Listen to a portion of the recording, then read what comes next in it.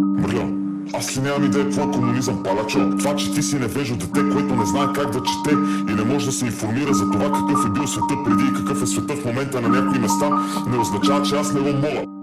Я обясни какво е комунизъм. Комунизъм е топеле, когато всички се изредим на майка ти, защото тя е държавна, обща и правим петилетката за 4 вечери, разбираш ли? Да капитулирам? Не. Да давам обяснения? Не.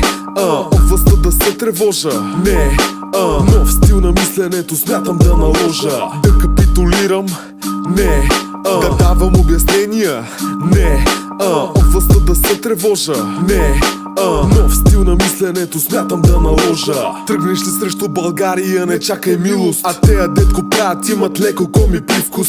Национализма за тях е нещо грешно. Кой буклук ти даде шанс за живот смешко? Лъвове на герба, лъвове на знамето, лъвове на приказки, а инак част от стадото. Българите вече не са тея дето бяха. Соцпесни бяха, с пропаганда ги заляха. Нека пратим специален поздрав на Карл Маркс. В тебе мъж ушести гаса шибания фас. Сталин, Ленин, еврейски гадове убийци. На хомо педерастския прайд сте им любимци. Хуй за СССР, хуй за Лев Троцки. Надявам се в ада сядате опа вагонски. За Красная армия имам провокация. Името ви те, шо сте путки в менструация. Да капитулирам? Не. Да давам обяснения? Не. От властта да се тревожа? Не.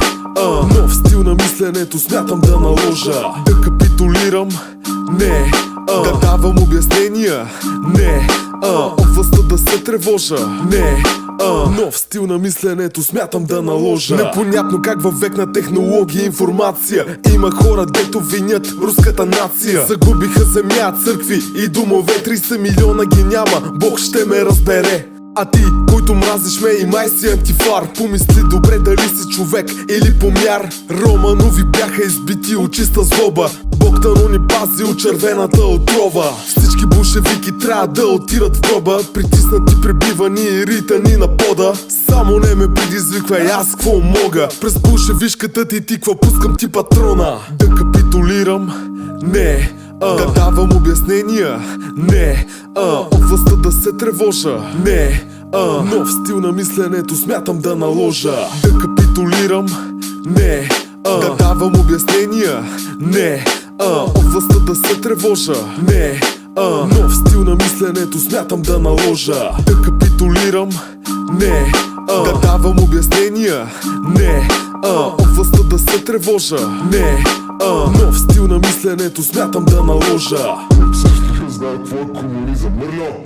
Дух комунизма, значи нищо на този свят не мраза повече от комунизъм.